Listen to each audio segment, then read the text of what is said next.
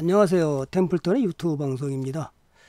오늘 코스피가 사상 최대로 또 역사적 전고점을 돌파 나가서 52주 신고가를 계속하고 있죠. 원래 이제 그 중동 사태, 이스라엘의 그 6월 13일 날인가, 13일 날인가요? 이란 핵시의 심장부 나탄즈를 대공습하면서 전투기 200대를 동원해서 원자력 원자폭탄을 만드는 핵심 부분을 갖다가 공격해서 난리가 났었죠. 자, 이런 것들이 중동 리스크를 갖다가 1차에 이어서 2차 다시 원자력 핵 협상을 미국과 하는 과정에서 1차에 2024년 4월 1일 이스라엘의 시리아에 있는 다마스커스의 이란 영사관 공격 이후에 2차로 6월 13일 이스라엘 나탄즈 대공습으로 인해서 시장이 굉장히 불안하고 굉장히 어려울 거다라 예상을 완전히 뛰어넘는 새로운 시장으로 가고 있다. 자, 오늘은 뭐 떨어질 거로 예상했는데 의외로 증권가에서는 지정학적 리스크에도 코스피 상승을 이어간 것은 이례적인 평가를 내놓고 있죠. 중동 리스크 외에도 최근 피로감을 갖고 너무 빨리 올랐던 코스피가 오늘 보면 외국인들이 처음으로 또 3,223억을 매도했죠. 그럼에도 불구하고 금융투자가 오늘 매수가 강력하게 하면서 지수가 52포인트를 상승하는 이례적인 일이 벌어졌고요. 또 중동 리스크로 인해서 오히려 방산주들이 더 강력하게 나가고요. 미국의 또 원자력 10기 건설에 대한 기대감 이런 것에서 원자력 주식이 또 강력하게 상승하고요. 이런 것들을 보면서 우리는 시장이 너무 많이 올라가서 뭐 방산주가 끝났다, 뭐 어떻게 됐다, 뭐 그래서 이렇게 많은 전문가들이 하고 있는 얘기를 보면서 저는 참 어이가 없다 이런 생각이 많이 들어요. 여러분들은 그런 거에 현혹되지 마시고 기업이 어떻게 나갈지만 보시라는 거예요. 기업이 펀더멘털이 좋아서 실적이 어떻게 계속 이어질 거냐 이게 중요하다는 거죠. 2차 전지가 에코프로가 6천억이 넘는 영업이익을 냈을 때 주가가 얼마나 갔죠? 무려 여기서 10배가 날라갔습니다. 10배가. 그래서 우리는 여기서 팔고 나왔습니다. 자, 근데 지금 얼마나 많이 떨어졌죠? 그 영업이익이 계속해서 적자를 이어지고 있죠. 그러나 지금 방산주는 아닙니다. 방산주는 2분기에 또 실적이 어닝 서프라이즈 달성한다는 얘기가 계속해서 증권사 리포트를 통해서 나오고 있습니다. 따라서 한화 에어로를 보면 지금 얼마 갔죠? 오늘 역사적 고점을 또 넘어서 자그마치 98만 7천 원을 찍었습니다. 황제주가 될 직전까지 가 있죠. 그런데도 끝났다고 자른다? 저는 이해가 안 가죠. 또 현대로템 자 6월 말에 2차 계약이 터진다 이러면서 약 9조 원 정도의 영업이익 계약이 터진다 그래서 연일 신고가 행진을 엄청나게 나오는데 이걸 팔아야 됩니까? 또 넥스원도 마찬가지죠. 넥스원도 지금 이제 아랍에미리트에서 사우디 1차, 그다음에 아랍에미리트 2차, 그다음에 3차 사우디, 4차가 이라크까지 따라서 신고가 행진을 가고 있는데 다 끝났다고 팔아야 된다? 그럼 어디서 나온 얘기죠? 여러분들이 그래서 주도주 갈 때는 이런 일이 벌이고요. 연일 신고가 행진과 같은 마찬가지입니다. 두산 에너빌이 어떤 일이 벌어지고 있나요? 원전주가 계속해서 상승하고 있죠. 오늘도 신고가 행선, 역사적 고점은 아직 못 넘었지만 신고가 행진 2005년에 갔던 주도주가 다시 두산중공업으로 갔던 종목이 지금 계속해서 상승하고 있습니다. PBR 5.0입니다. 그러면 이걸 끝났을까요? 자, 두 가지가 열려 있습니다. 하나는 뭐냐면 지금 한국의 고리발전소 1호 중수로 이것이 해체 작업에 들어가야 됩니다. 또 첫 번째가 뭐였었죠? 첫 번째가 이게 이제 두 번째. 첫 번째가 폴 체코와의 그 원전 수주 계약. 그죠? 원전 수주 계약. 근데 두 번째가 고리 1호기 해체 작업에 들어가고 있습니다. 이것이 조만간 이미 정부에서 이것이 이제 심의가 착수가 들어갔기 때문에 어떻게 갈 것이냐 이런 것이 주도주로서의 계속해서 이어지고요. 그래서 더군다나 또 미국의 SMR이라든지 미국 원전에 어떻게 우리가 참여할 수 있는지 이런 길이 세 번째 열려 있죠. 자, 그러면 뭐 원자로 같은 경우에는 뭐 당연히 웨스팅하우스가 APR 1000이 있으니까 하겠지만 그 나머지 부품이라든지 이런 것은 20년 동안에 미국의 원전이 지금 파괴됐기 때문에 일단 한국에 많은 도움을 받을 수밖에 없는 위치에 더 있다. 따라서 생태계가 무너져 있는 미국이 독자적으로 만들기는 제가 볼 때는 어렵다고 본다. 따라서 한국의 도움이 이런 것들이 복합적으로 작용하면서 원전주도 나가고 있고요. 방산주는 이제 다음 달이 이제 10일 넘으면 이제 2분기 실적이 나오면서 지금 현대로템도 2분기에 어닝 서프라이즈, 그다음에 하나에어로도 어닝 서프라이즈가 이어 있어서 당연히 지금 가고 있죠. 이렇게 주도주가 가고 있는 것은 영업이익과 매출액이 끊임없이 이어지고 있기 때문에 펀더멘털이 좋기 때문에 주가가 나가는 겁니다.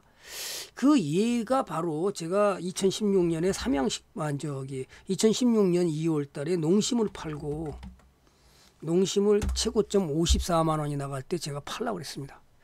농심을 팔고 이때 팔고 뭐를 사라 했냐 2월 달에 이제 삼양식품을 사라고 그랬습니다. 많은 전문가들이 저를 욕했죠. 그죠? 농심을 팔고 삼양식품을 사야 된다. 삼양식품은 2016년부터 어떤 일이 벌어졌는지 그때가 25,000원이요. 추천 나갈 때가요. 농심은 54만 원 끝나고 떨어지기 시작했고요.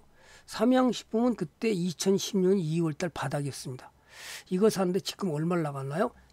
오늘 128만 3천 원을 찍었습니다. 무려 이때부터 얼마를 나갔나요? 수익률이 지금 이렇게 들고 가는 사람이 지금도 있다라는 거예요. 얼마가 나왔는데 무려 5,497%입니다. 대충만 계산했을 때. 54배가 나갔어요. 55배. 여러분 좋은 주식을 어떻게 들고 가야 되는지 끊임없이 닭볶음면이 영업이익이 커지고 매출이 증가하면서 영업이익이 커지기 때문에 이런 일이 벌어진 겁니다. 이것이 차트로만 간 게 아니에요. 주도주는요. 뒷배경이 바로 그죠. 제가 늘 강조하는 매출액과 영업이익이 끊임없이 상승하는 성장하는 기업을 매수했을 때 그 기업은 오래오래 갈 수밖에 없다. 그리고 큰 수익을 내준다. 그걸 바로 버핏이 말하는 꿈의 주식이라는 거예요. 꿈의 주식을 샀을 땐 이렇게 가야 됩니다. 자, 그러면 이제 하나에어로가 어디까지 갈까요? 모릅니다. 지금 계속해서 K9 자주포가 최근에도 20몇 문을 갖다가 노르웨이에다 납품 계약을 했죠. 이런 것들이 계속 이어지면서 영업이익이 커진다면 매출액과 영업이익이 커진다면 주가는 갈 수밖에 없는 거예요. 그걸 믿어야 돼요. 차트로 뭐 이제 고점이니까 다 팔아야 된다? 그런 엉터리 같은 얘기는 하지 말자고요. 우리는.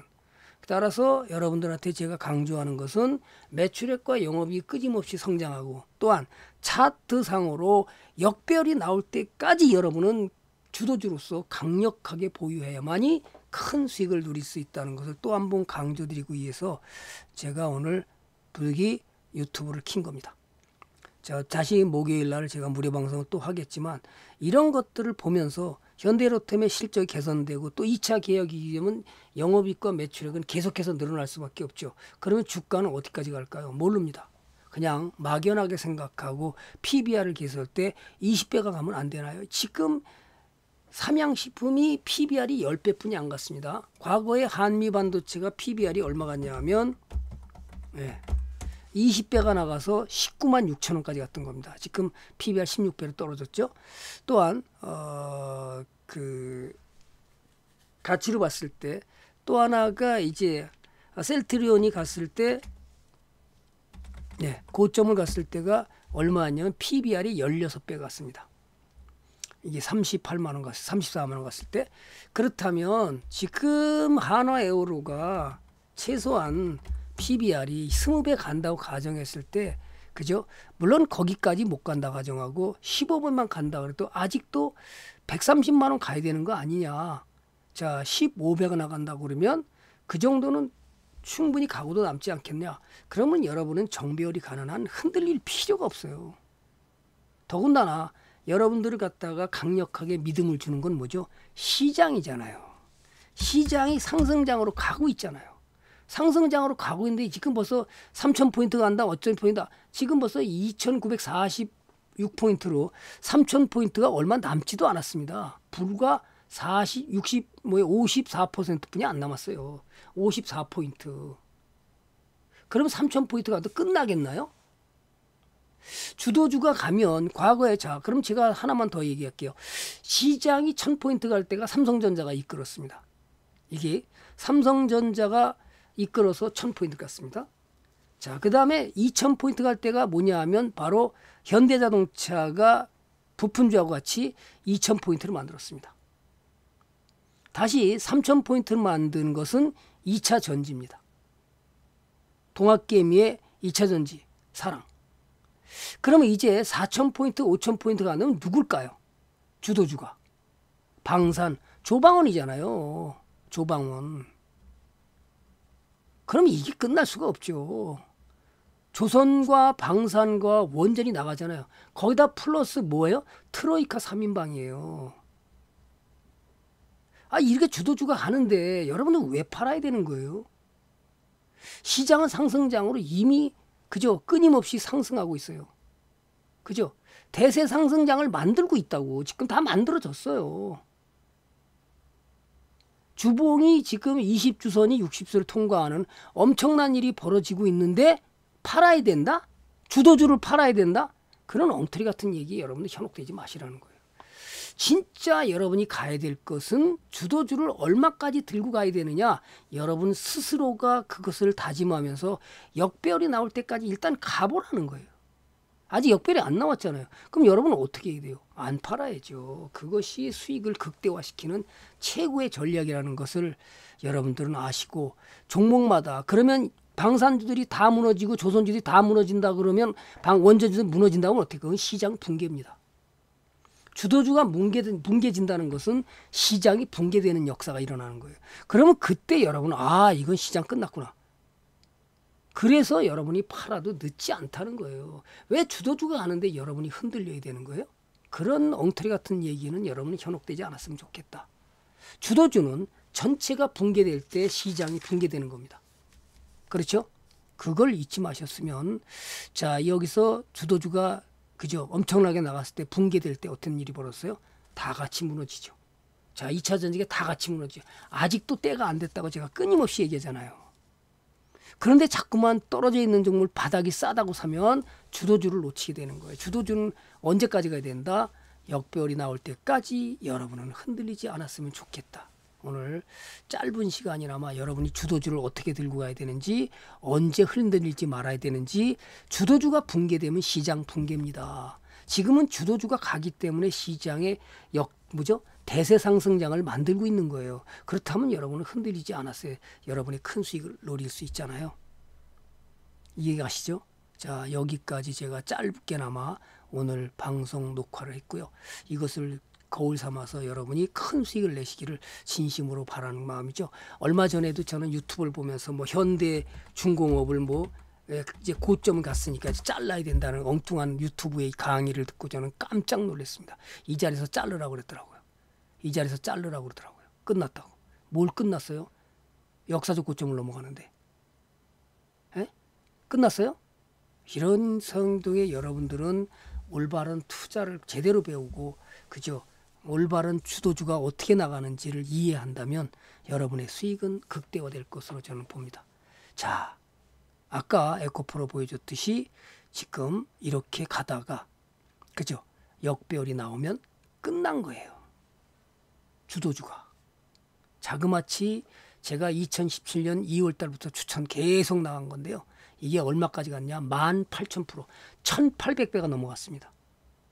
여러분, 이렇게는 안 갈지라도 주도주가 갈 때는 우리가 생각하는 이상으로 버블이 터질 때까지 붙들고 가야 된다는 거 절대로 잊지 말자. 목요일 날 무료 방송에 또 뵙겠습니다. 여러분의 내용이 좋았다면 좋아요, 구독은 저의 사랑입니다. 오늘 여기까지 하겠습니다. 감사합니다. 행복 투자로 모두가 부자 되시기 바랍니다.